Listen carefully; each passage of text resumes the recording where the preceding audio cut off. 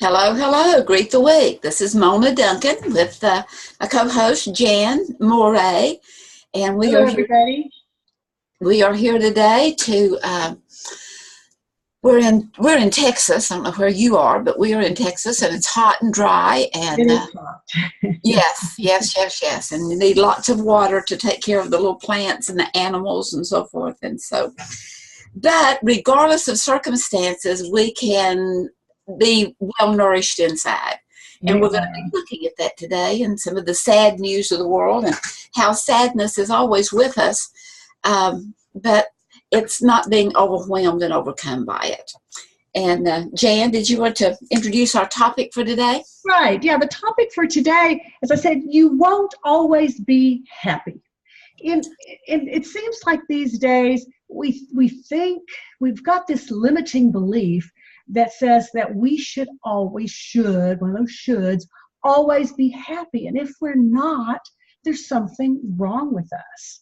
And so we're going to talk a little bit today about trying to shatter that belief and to give you ways to learn how to make yourself happy, because nobody else can do it for you. You've got to do that yourself. And I kind of decided to do this in light of the two suicides. When I first wrote the blurb on here, it was Kate Spade, and then a couple of days later it was, and I didn't know Anthony Bourdain. I've never heard of him before. Right. That's how out of touch I am. But there's a lot of suicides, and I did look up the statistics. It's a frightening statistics in the United States. Between 1999 to 2016, the rate of suicides is increasing nationwide 30%.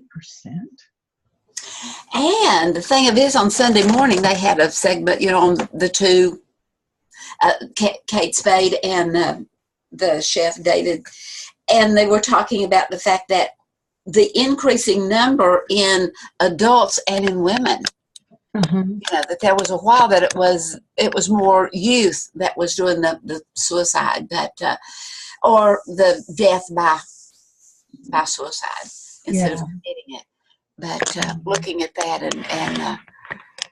and it was showing their lives and how well, as we look back at our needs that we have that are internal. You're saying make yourself happy, and it is up to us a whole lot to make ourselves happy. I'm trying to get this where you can, or I'm not sitting in the dark over here. Yeah, okay. So anyway, Dr. Glasser, the founder of reality therapy and choice theory, has identified 5 basic needs that we as humans have. And these needs are internal, but the thing of it is we get them met outside of us.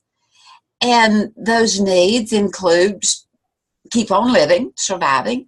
They include what? Power. They include making our own choices, our freedom. Yeah. They include love and belonging, being a part of, fitting in. And it also includes fun. Right. And you would think that of all of those needs that we might have to work at, that fun would be the easiest. So that's the one we don't make time for a lot of times. We don't look at the things that we enjoy doing because there's so much. I have to do this. I have to get ahead. I have to make money. I have to do this because this person asked for it. And we forget about taking care of ourselves. And fulfill that power need to be successful and to have and to give and to do, which is A-okay. There's nothing wrong with that. Right. It's just that we can't neglect those other needs. Yeah. And those basic needs is one of the crucial concepts of choice theory that I carry throughout my life, because I do suffer from depressive thoughts and depressive emotions, and I have a great life. I really can't complain about anything, but still every once in a while I'll get up in the morning and I'm just in a funk and I'm feeling down. And there's no real reason. It's not like anything happened.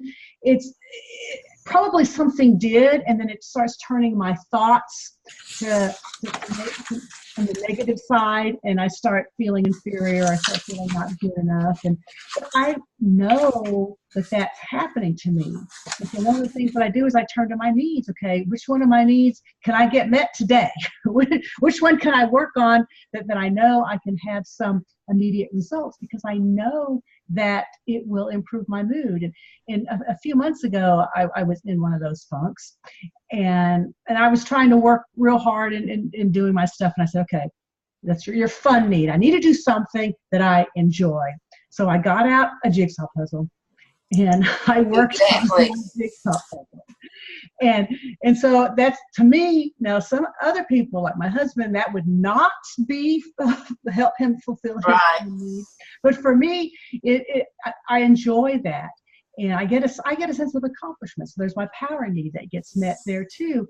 And I think it took me 2 days to do it. And it's just amazing how much my mood lifted just by doing that. And you think, well, how can that be? But it works. Right. It's just something minor. Sometimes we think it has to be something really huge. Right. It's just something little. Yeah. I know myself. I have a loving family, and I brought up by a loving family, and never went without anything. And there's a lot of things I wanted that I didn't get. Nothing that I ever needed that was crucial to life and happiness and all of that. And yet, I was always in this kind of a little funk too, because I wasn't always the center of attention. And maybe that was that love and belonging, or the power need, or the freedom need. I just don't know. And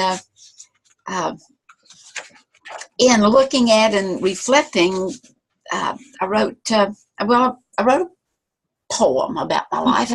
It's actually 3 poems. Yeah. Because I divided it up into 3 different segments. One is reflections of childhood, and then reflections of adulthood, and then reflections of just life in general. I call it the trichotomy of man, and I find that we're all 3 of these all the time. That we are the child that's nurtured and not nurtured, that we're the adult that's nurtured and not nurtured, and we're projecting for the future, and sometimes we don't know what it is because it's kind of scary. And the poem in and of itself is too personal to share just with the general public at large. Okay. There's a couple of things in here that I'd like to just kind of to bring out, okay? Mm-hmm. One is the very first verse, that I was born into a warm and loving family with caring hearts and tender smiles, and I was fed and nurtured, and this infused in with me strength of character and confidence to face a harsh, cruel world. And I mean, I was that kid that was exploring caves and doing all kinds of things, and then I go through the things that I looked for and pleasant reflections of childhood, and we can look at all of these circumstances, and there's always something pleasant there that has a fond memory to look back on. And that everywhere I go and everything I do, this child is inside of me. It is. Molding my dreams, shaping my thoughts, and affecting my destiny. Yeah. Then I look at other reflections of childhood. That I was born into a loving family with inadequate coping skills and unhealed emotional wounds. And that is so important, what you just said right there. We're all that child with inadequate coping mechanisms and internal wounds. An unhealed emotional wound. Yes. Yeah. To parents with failed dreams and frustrated ambitions.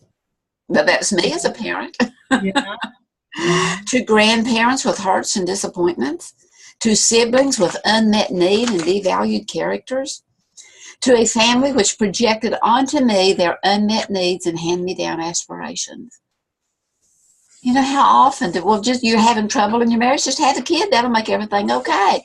Oh, what a burden. I know. At a time when my birth brought as many blessings as it did burdens, I often felt neglected, unloved, unwanted. And this produced in me instability, weakness of character, and a fear of tomorrows. Mm. And then I kind of go into some of the confused reflections of childhood, like being scolded for misunderstandings and slapped in the face and, put down to inappropriate touches and stuffing on cherries, trying to feel the hunger of the heart, those things and that still today, everywhere I go and everything I do, this child is inside of me, stifling my dreams, distorting my thoughts, and controlling my destiny. And it's that war that goes on inside of all of us, because we are the flawed and fabulous. And it is coming to terms with it. It's realizing that all of my needs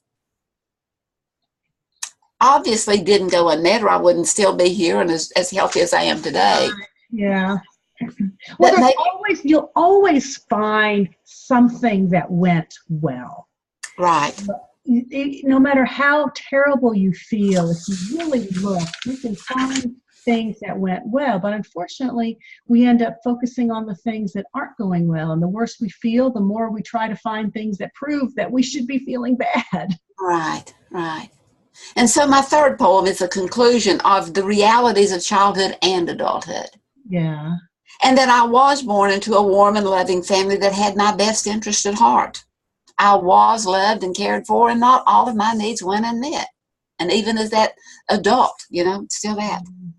But at the moment of conception, that mystery of life, that bringing together of who we are, maternal and paternal, many, many generations back, coming together, infused me that moment of conception, that there was a divinity there, making no mistake, and delicately embroidering me together and equipping me with all these needs, with all this creative system, equipping me to become the person I am created to be.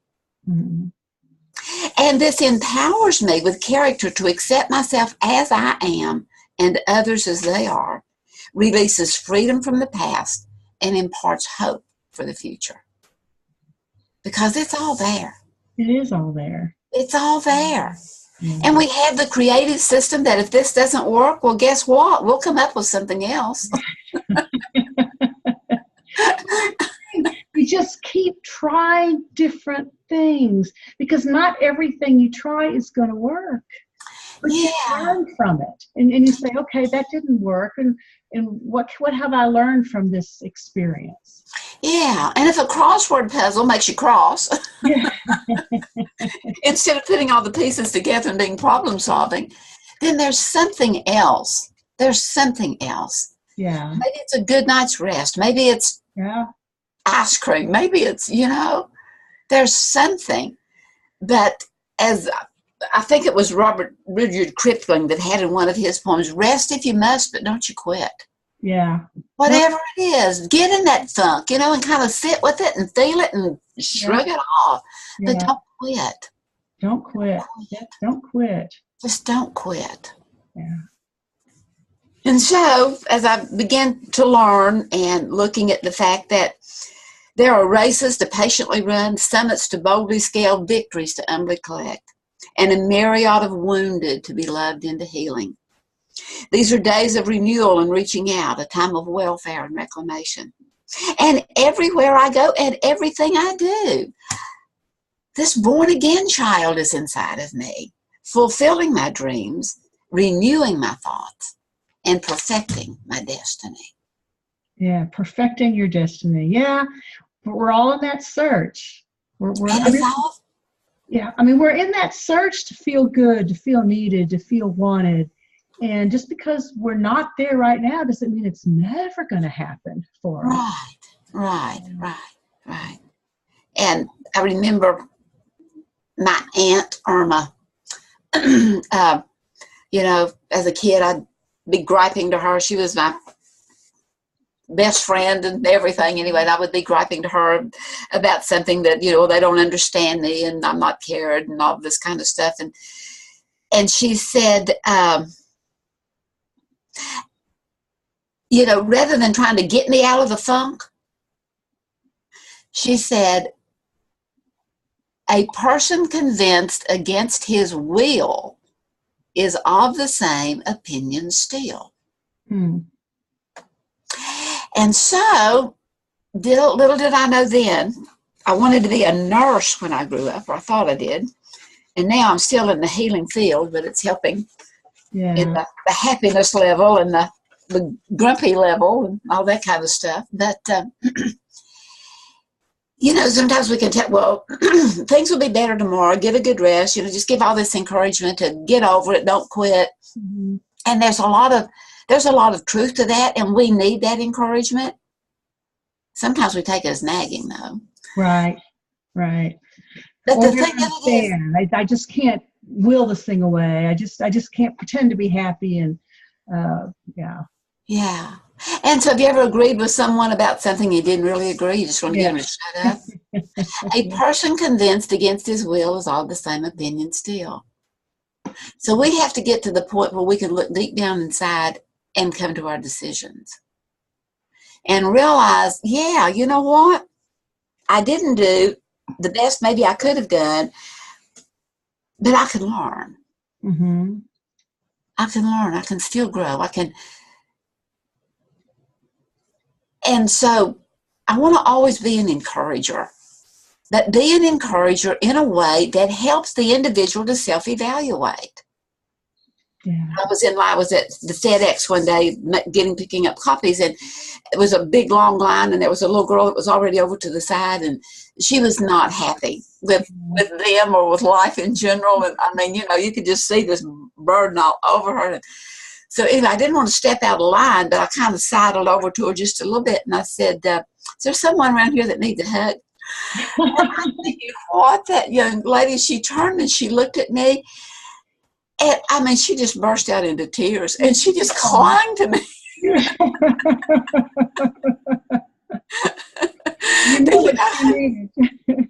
Right. Sometimes we just need something to let that pressure off. Yeah. And we need to kind of do it ourselves, Yeah. We need to do it ourselves. But as we care enough and we can help someone else do the same thing, to care enough for themselves that they let the pressure off. Yeah. And then not only, maybe there was others in the line that said, hey, everything's okay and all this kind of stuff. Well, there's this thing about people really do want to help other people, but a lot of times you don't really know how. You don't know how to get started, or you feel uncomfortable. I mean, it took a lot of courage for you to ask this young woman if she did somebody need a hug, because that's going into her space, and we just feel like we're so separate from everybody. But really, we're just humans, and we want to help each other, even strangers. Right. Exactly. And sometimes that's all it takes. I mean, these people who are contemplating suicide, you hear stories about somebody acted like they cared, and that's really all they needed. I'm not sure if it's a real story or if this is just something that passed through it was around before the internet and Facebook. Right, gotcha. About a young boy, middle school, who was. Oh yes, those two police officers. No, well, I don't remember the police officers, but he was carrying all his books from his locker. He was carrying them home, and he stumbled and dropped them. And there's a young girl walking near him and said, well, let me help you pick them up. And where are you going with all these books? Let me help you take the books. And so she helped him to take the books home. And later on, he turned to her and he said, the reason I was cleaning my locker out is I was thinking of committing suicide, and I didn't want to leave these for somebody else to take care of, but with you helping me, I just feel so much better. And that's all that we need sometimes, is somebody to care. But you have to show your vulnerability too, to let people know I'm hurting. Because if we keep having this pretense where everything's fine, I'm doing good, I don't need any help, because I'm in this position, and so I need to be strong. But we can't be strong all the time. There are times. We have to be strong enough to be weak. Right. That's true. We have to be strong enough to let someone open the door for us. I go back to a lady that I admired so very much. She had a handicapping condition, but I tell you what, nothing stopped that lady from going, you know? And so one day she was going into this door, and she had her little cart and all of her things going in, and I went over and opened the door for her. And she said, I can get it myself. Okay. Yeah. And so, you know, I gently played because she was. So anyway, later she mentioned to me, she said, you know, she said, I'm sorry about that. She said, my kids fuss at me all the time because, you know, I want to do it myself and all this. And I just talked to her. I said, well, you know, I need you to know that I admire you. Yeah. And you can do it. I said, but at the same time, you kind of wear it like a badge of honor, except it's not becoming. Because, you know, we need some help sometimes. And I am able-bodied. If someone opens the door for me, thank you. I appreciate it. Right. Yeah. And anyway, you know, we interacted. We worked together. And that was a time, and she told me, she said, you know, I'm thinking about that, to let somebody open the door for me. Yeah. Or to do the little things and to let her kids do some things. And sometimes we, you know, it's more blessed to give than to receive, but we get so busy giving that we won't allow anyone to give to us so that they can be the, or whatever. It's kind of like with compliments. You know, some people, sometimes we can't take a compliment and say, oh, no, that was easy. You know, oh, anybody could do that. But really, when somebody's trying to give you something and you're rejecting their gift when you do that. And so it's learning to accept that and say, well, thank you. Right. And so one of my goals is to speak up, to speak out, without being intrusive, you know, and being aware, and, you know, for the feedback, because we're always getting feedback. It's just being aware of it and if it's received or not. That I know sometimes when people, whether it's someone I know or maybe just one of the residents or coworker or whatever, that might be putting themselves down. You know, I'll say something like, whoa, didn't your mom teach you not to lie? I said, because I'm hearing a whopper right there. You know, it's my friends you're talking about. And it goes back to a person convinced against their will is of the same opinion still. So I can tell you how great you are. You know what, until you determine that for yourself. Whoa, did mom tell you not to lie? I'm hearing you say a whopper. Yeah. About what you can't do and how dumb you are, or what a mistake you are. You know, you're talking about my friend here. Even I just met you. I can tell that you're a person of worth and value. Yeah. And then, you know, they may think I'm crazy as a loon, but that's okay. They can begin to think about it later. Right. Begin to think about, oh, maybe everything will be okay. Yeah. Well, maybe I'm not as dumb as I think I am. And sometimes, you know, we need that healthy self-evaluation. I think back when I first started speaking, and it's a gift, or I think it's a gift. Anyway, and I started advertising in the local paper, and, you know, if you need a speaker, and I had on my business card and all this kind of stuff. And I was invited to this luncheon. There was a special speaker, and this guy was looking at my business card, and he just tossed it aside, and he said, anybody can put anything on a business card.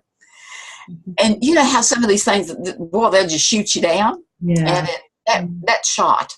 Yeah. And anyway, I went ahead and did the speaking that time. You know, I'm thinking, boy, I'll change your mind in that. But then his downer had, and, you know, I just gave up for months after that. Just, you did? Oh. I did. And I would go, you know, people, oh, but you are a good speaker. We really enjoyed this. And I'll go, yeah, but. And I would discount it. I said, you know, well, I don't have a master's degree. And, you know, you're right. You can't just put anything on a business card. I didn't put, you know, that I was educated, because I still don't have a master's degree. I'm learning, but I'm not formally educated. Right. You don't have that piece of paper. I don't have that piece of paper. And we can about that, and we can look at how many customers we have, and how many this we have, and how many something else we have. And we always discount it until we begin to look at the fact that, you know what, I've helped one person. I've helped this. We have to determine it for ourselves. Yeah. Yeah. Determine it for herself, even if it's just helping one kid pick up his books so that he doesn't end it all. Right. Right. Just don't quit. And it And, matters. they put and people nowadays do put so much emphasis on the titles. Right. So what does that really mean? I mean, and I've gotten that. I'm gone after the titles, and I go. Yeah. I said, what does that do for me? And I've quit. I said, no more. No more. It's not really going to make me that much better. I'll learn some things, yeah, but I am who I am, and I have certain talents, and maybe there's things I can do and things I can't do. But just because I get a title, some letters after my name, what is that? What is that doing for me? Yeah, and Jen, it goes back to that self-evaluation, because I'm hearing you say that, what, all this big string of letters after my name that's bigger than the alphabet is, can be real empowering. And at the same time, kind of looking at me and then self-evaluating, I think I'm just so much of a rebel that I want to prove to you I'm who I am without all that stuff. Right. That's right.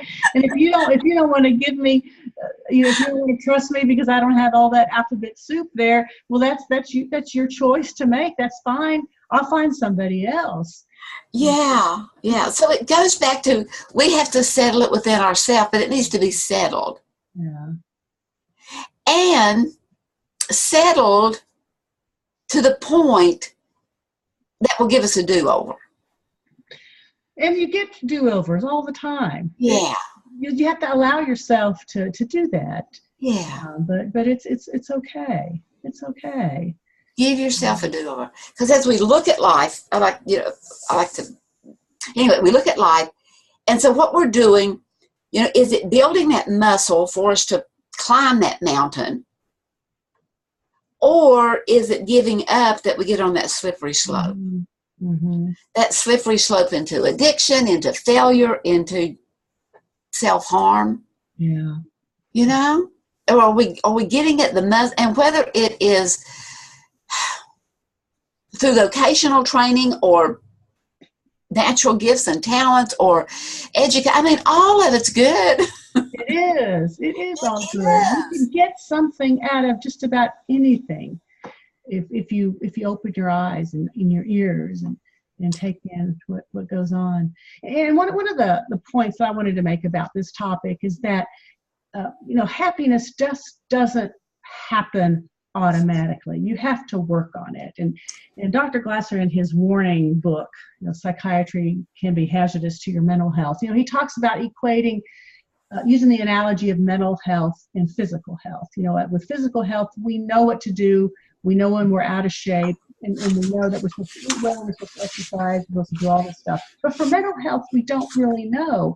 And he equated being mentally healthy with happiness, because if you're feeling happy, you're most of the time you're not going to exhibit symptoms of mental illness. And so how can we get to that happiness route? But it just doesn't happen on its own. We have to exercise. We have to feed our bodies. We have to learn habits. We have to change our bad habits, and convert them into better habits. We have to change our mind. And change our mind, change our thinking, find out what our basic needs are. What are the things that we need to have in our lives to feel happy? Yeah. And, one of the basic needs, love and belonging, that thing about having a support group and relationships, that's coming up time and time again as being one of the most important things for people to have. Yeah, and all those friends on Facebook and LinkedIn and all those chatters and all that's well and good. There's, I'm not complaining about that. But the fact of the matter is we need one or two really close friends that you could call in the middle of the night if you needed to. Right. And then we have to make ourselves talk to people and open up to people, to quit creating that facade that everything's wonderful, that everything's going great, to be able to say, hey, I'm struggling right now. I need some encouragement. I need something to help me to feel good about myself. And I'm really struggling right now to help myself feel good. Can you help me? I need someone right now. Be vulnerable. Be vulnerable. Absolutely. I mean, I've heard so much from my daughters and her cohort that, oh no, you don't want to be vulnerable. You don't want people to know that you have that. And I said, I disagree, because Oh, yeah. when you show your vulnerability, you have to be strong to be able to do that. Because some people can take it as, and use it against you, but most of the people are going to connect with you. They're going to find something that say, oh wow, that took a lot to admit that, a lot to say that. Let me help, because people want to help. People really do want to help you out. And if all the people who you're surrounding yourself with aren't willing to do that, then it's time to find somebody else. Sometimes even a complete stranger is going to be more helpful to you, and would be more than happy to talk with you for a few minutes or something. Yeah. And it comes back to that love and belonging, that when we become vulnerable, then well, you know what, if you're going to take your makeup off, then maybe I can take mine off too. Yeah. Yeah. And then you can really see the beauty that's deep down inside, not just what's covering up. Yeah.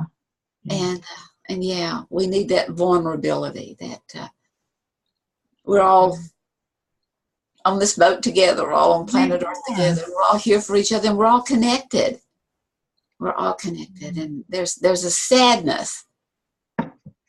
No man is an island. I can't quote that well enough. You know what I'm talking about? I don't know the quote, but I've heard of it.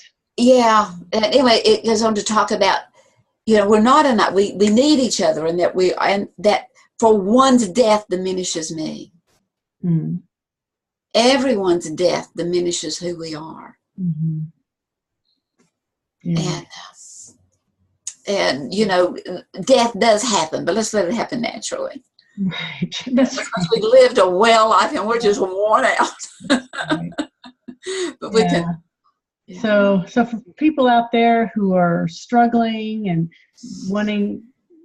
trying to understand what to do, reach out to people. Right. And there is a suicide hotline if you want to go that route. But I'm sure you've got some friends and family members, co-workers who would be more than happy to talk to you as well. But that's the suicide talk hotline to call. And we're always here too. You'll feel free to drop us a line. We'd be more than happy. We've had a few people who've been on who've watched us, who've reached out to us, and we've kind of had little conversations, not very long ones, but we're here to help as well. So don't ever think that you're alone. There are plenty of people out here who are willing to talk with you and then help you realize that things are a lot better off than you think they are. Yeah, and that give yourself a do-over. Give yourself a do-over. Because you've got a creative system that can come up with dreams and ideas and goals that no one else can. Right. And you're on planet Earth for a reason. You are. And if you still haven't found that reason, don't stop. Just keep searching. Searching.